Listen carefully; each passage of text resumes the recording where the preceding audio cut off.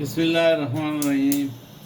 बहुत दिनों बाद मैंने चूल्हे को ऑन कर दिया है। वैसे तो खाने रोज़ाना पक रहे हैं, लेकिन मैं इतना मसरूफ़ था, मेरे बच्चे की शादी थी छोटे वाले की, ज़ुबैर की, उसकी वजह से हम बहुत मसरूफ़ थे। अब अल्हम्दुलिल्लाह कुछ साथ में साथ आई है, दुल्हन घर आ चुकी है, दुल्हन घर आ चुकी।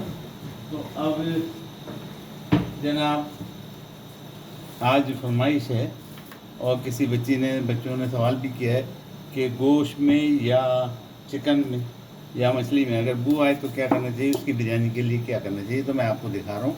मैंने गोश्त धो लिया, ये तकरीबन 1 से 1.5 किलो गोश्त है, और जितना गोश्त होगा इतने ही चावल लेंगे।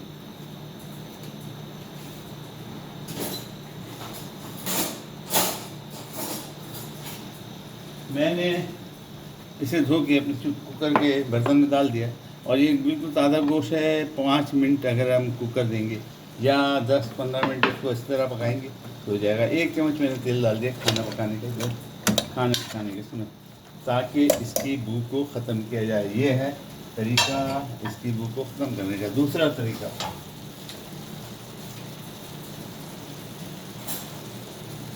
इन तरीक़ों में नंबर 2 तरीका जिन्होंने सवाल किया उनके लिए ख़ास तौर से कि बच्चों, दूसरा तरीका ये है कि इसके अंदर गरम मसाला अभी से डाल दिया जाए।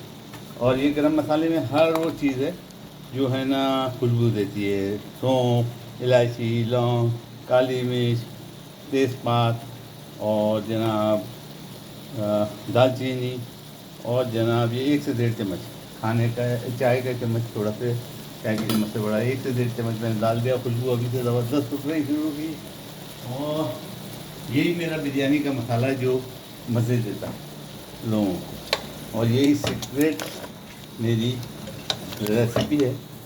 अब इसको थोड़ा सा मैं मिला दूँ, और इसमें है ना नमक नहीं डालते हैं, लेकिन मैंने इसमें पिंक सॉल्ट 1 चाय का चम्मच डाल दिया। अब इसे, ताकि गोश्त ज़्यादा गल जाता है तो ज़्यादा नहीं गले, इसलिए इसको डाल दिया।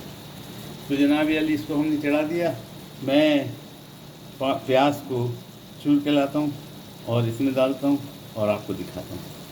अब मैंने 1 से 1.5 बल्कि 2 समझिए छोटी प्याज, दरमियानी किस्म की प्याज, उसका पेस्ट बना के चॉपर के अंदर, ये देखें चॉपर में लग गई है, वो निकाल के दिखने में से निकाल के डाल रहा हूँ, तो वो डाल दीजिए इसके अंदर, और इसको फुल आँच पे कर दूँगा, और इसको मैं भूनने दूँगा।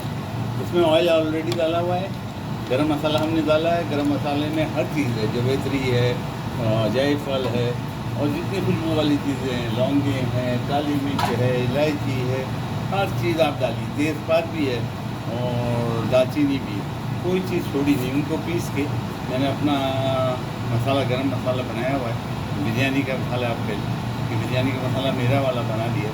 मैं बाज़ारी डालूँगा वो तो लोगों के मुँह पे चढ़ा हुआ, उसमें डालना पड़ता है, तो ये डाल दिया।